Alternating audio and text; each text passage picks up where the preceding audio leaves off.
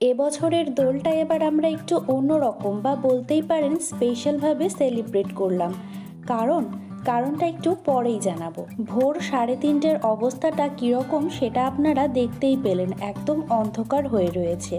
তারপর 5:30টার সময় আমরা ঘাট পার হয়ে চলে আসলাম বর্ধমানে। তখন বেশ ঠান্ডা লাগছিল, আর কুয়াশা মোড়া পরিবেশ দেখতে কার না ভালো লাগে।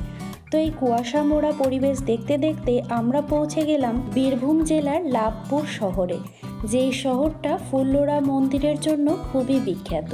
এটি হলো 51 সতীপীঠের মধ্যে একটি সতীপীঠ। সকাল সকাল এরকম সতীপীঠের দর্শন হলে আর কি চাই, দিনটা এমনিতেই ভালো হয়ে যাবে। শোনা যায় এখানে নাকি মায়ের ওষ্ঠ পড়েছিল।